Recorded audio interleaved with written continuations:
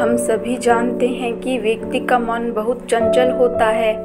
यही कारण है कि मन अशांत रहता है और कई तरह से सवालों का जन्म अशांत मन के कारण ही होता है।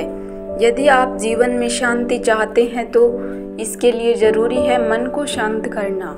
लेकिन मन को शांत कैसे किया जाए? गौतम बुद्ध से जुड़ी ये कहानी के माध्यम से हम जानेंगे कि मन को शांत करने का तरीका क्या है। इसमें भगवान गौतम बुद्ध द्वारा मन को शांत करने के आयामों के बारे में बताया गया है।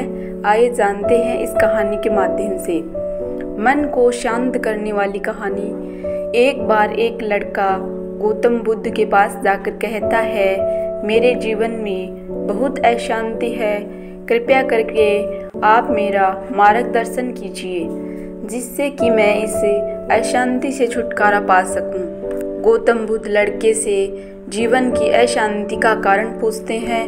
लड़का उत्तर देता है, अत्यधिक विचारों के कारण मेरे भीतर बहुत सारे विचार आते हैं जिससे मेरा मन अशांत रहता है। बुद्ध मुस्कुराते हुए कहते हैं, ऊपर आकाश की ओर देखो और बताओ कि तुम्हें सूर्य दिख रहा है या नहीं। लड़का ऊपर देखता है और कहता है, धूप दिखा रहा है। बुद्ध उससे पूछते हैं कि अगर तुम लगातार धूप में खड़े रहोगे तब क्या होगा?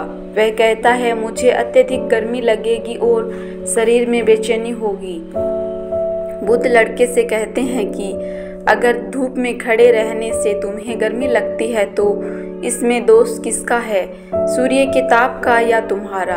लड़का कुछ सोचने के बाद कहता है, इसका जवाब आप ही बताइए। बुद्ध कहते हैं, सूर्य का काम है ताप देना और ताप का काम है गर्मी लगना।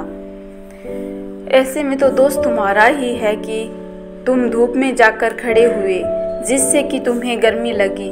तुम्हें अगर शीतलता चाहिए तो तुम्हें छांव में रहना चाहिए। ठीक इसी तरह चंचल मन का भी स्वभाव होता है। विचारों और भावनाओं को जागृत करना। विचार क्षण भर के लिए होते हैं, लेकिन विचार से पैदा हुए भावनाएं देर तक टिकी रहती है। लेकिन यह तुम्हें निर्णय लेना है कि तुम्हें विचार और भावनाओं के साथ चलना है या अलग दिशा बनानी है। कैसे मन को शांत करें? बुद्ध कहते हैं कि मन को शांत करने के लिए तन के आयाम पर काम करना सबसे आसान तरीका है। शरीर के स्तर पर हमारी केंद्रियां और ज्ञानेंद्रियां हैं। कर्मेंद्रियां कर्म और ज्ञानेंद्रियां ज्ञान से जुड़ी होती है।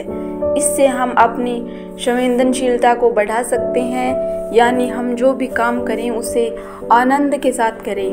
मन के आयाम से हटकर तन के आयाम पर जाने से ही तुम्हारा चित्त शांत होगा। ऐसा करने से तुम मन को आयाम से हटकर शरीर के आयाम पर आ जाओगे। ठीक उसी तरह जैसे तुम धूप से हटकर छांव में आ सकते थे। मन के आयाम से हटने पर तुम्हारी जागरूकता तन पर आ जाएगी। जब तुम तन के आयाम पर काम करोगे तब तुम्हारा चित्त शांत होगा। इसलिए हर काम को तन के आयाम पर करने से मन स्वतः ही शांत हो जाता है।